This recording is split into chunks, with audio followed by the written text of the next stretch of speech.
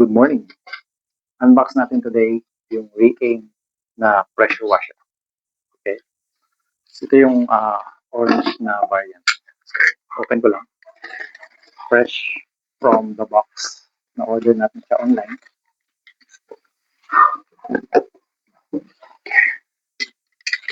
So, habang in-open ko, explain ko lang na pag sinerge nyo to online, ay tatlong variant siya. Meron yung yellow na pinakamura. Tapos yung orange, which is ito na in-order ko. And then merong gray. So, yung sa seller na bilang ko, hello, open natin yung orange variant ng Re-Aim pressure washer.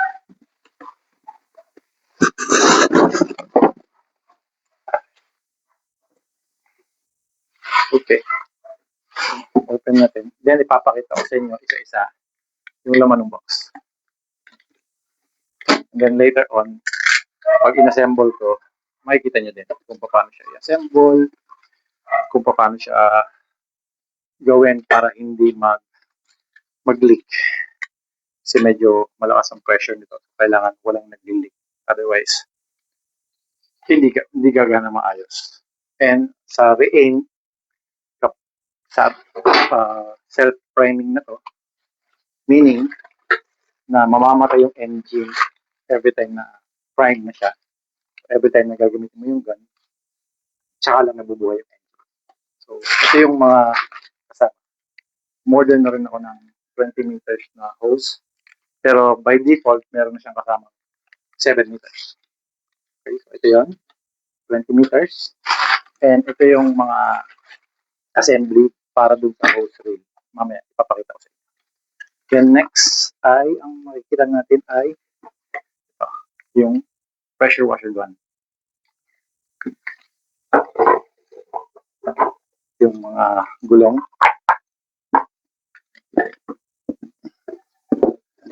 At sabi ko nga, ito yung default na hose na kasama. 7 meters. So, meron tayong 27 meters na hose. Ito yung handle na merong paglalagyan ng gun kapag hindi mo siya ginagamit. Then, ito na yung mismong device or machine and motor.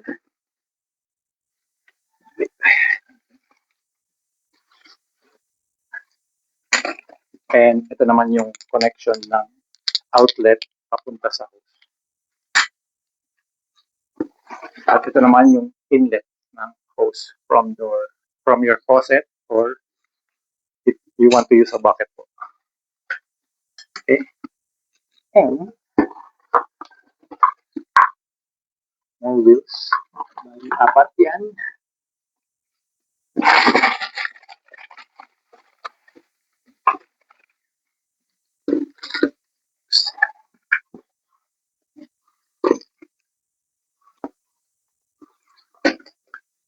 So, explain ko lang itong maliliit. Ito yung para sa foam sprayer. Ito yung connector para sa faucet nyo. So, adjustable naman na yan. So, pwede yan madali. If gusto nyo i-direct or if malakas yung pressure ng tubig sa bahay. Nga pala, located ako.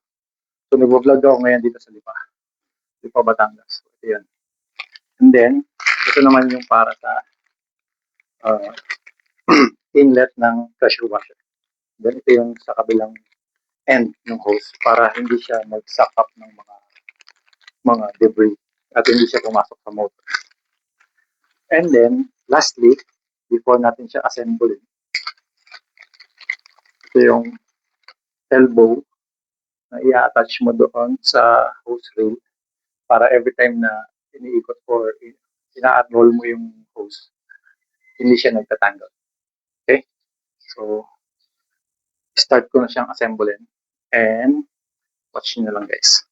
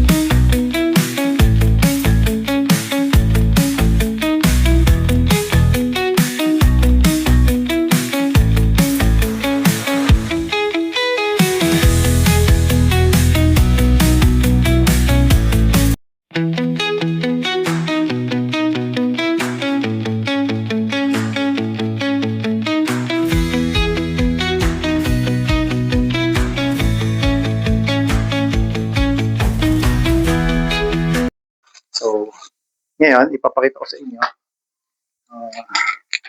Ito yung para sa gun attachment, di ba? So, pwede rin kayong bumili online. Yung tinatawag nilang quick release. Ito yun. Mabibili mo siya online, pero separately. So, ako bumili na ako in advance ng dalawa. Kasi plano ko talaga is quick release na lang ito, tsaka yung sa gun. So, ngayon, ipapakita ko sa inyo na nilalagay ko siya. So, dito lang yan. Actually, guys, hindi ko pala nilagyan to ng mga Teflon muna. Kasi, mamaya, malalaman natin kung nagli-leak siya. If in case magli-leak, magte-Teflon ka. Dito lang ako naglagay ng Teflon. Kasi brass to metal siya. Kailangan ng Teflon. Mamaya, pressure test natin siya kung nagli-leak. Kasi kapag nagli-leak yan, guys, tuloy-tuloy ang andar ng makina. So, dapat talaga walang leak kasi mamamatay ang makina.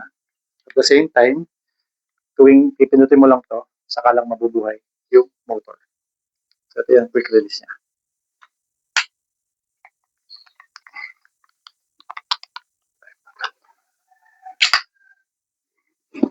Ito naman ay kakabit mo sa kabilang dulo. Ngayon nga pala, pwede ka, since meron siyang default na 7 meters na hose, bumili na rin ako in advance ng hose connector. Ito yan. Kasi gusto ko talaga is sobrang haba ng hose. So, meron pa additional na 20 meters. So, bibili lang kayo ng connector. So, connect nyo lang na ganyan. Then, super haba na lang inyong hose. Pero para matry lang natin muna kung nagli-leak ay, well, siguro, sige, i-connect ko na lahat ng hose para makita nyo mamaya sa video, ilalabas ko yung camera. So, try natin siya sa kalsada at the same time sa sasakyan namin. Okay? I-connect ko na yung hose. Then, check natin if nag-leak.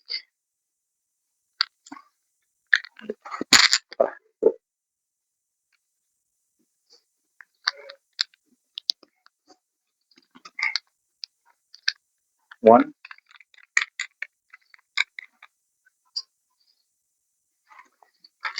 And then isa.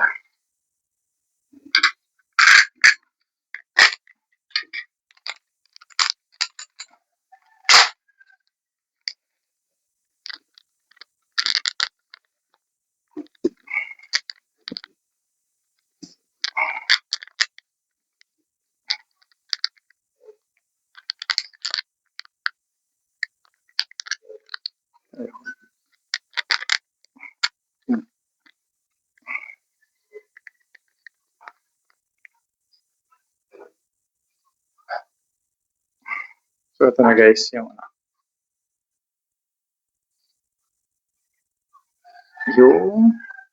connection nung 27 meters na to. So, ngayon, ipapakita ko sa inyo yung quick connect.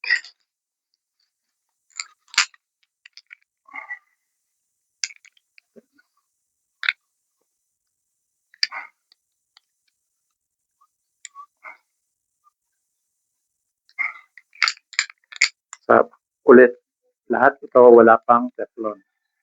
So, mamaya, check natin kung merong nag-leak. Kailangan ko lang higpitan lahat. So,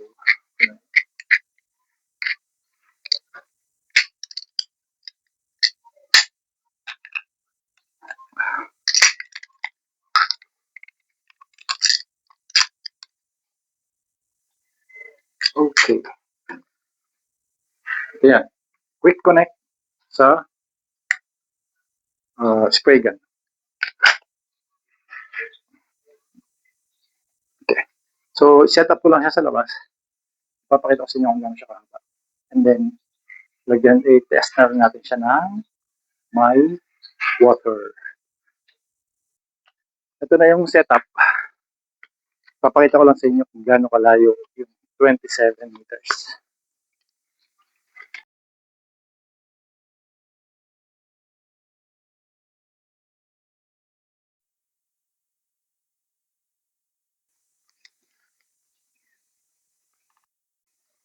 So, ito po yung ating setup.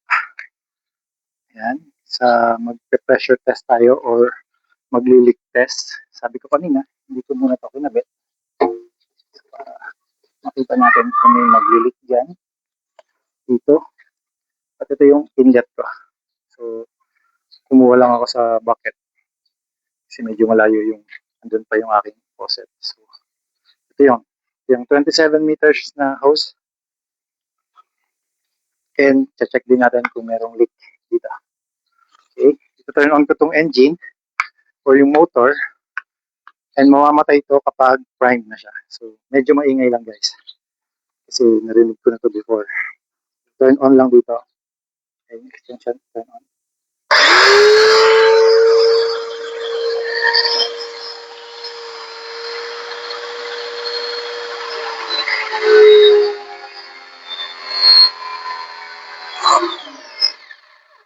Ayan.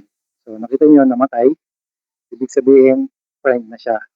So, testing natin sa floor.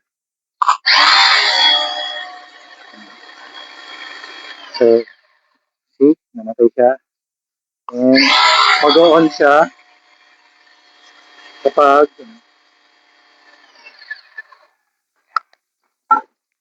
and dito pa pwedeng mag-adjust ng pressure. So, pag fully close siya sa clockwise, ito yung full pressure niya. So, tingnan niyo yung bar.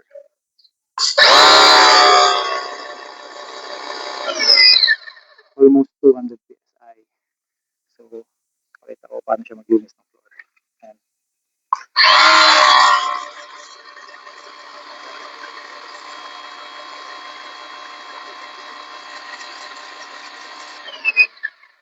Ayan. So, namamatay ang engine every time na stop ka. So, now, check tayo ng leak. Dito, wala. Wala din dito. And, yeah, wala din. So, ayan na guys. Ayusin ko lang yung mga hose and then pakita ko sa inyo siya actual. Okay?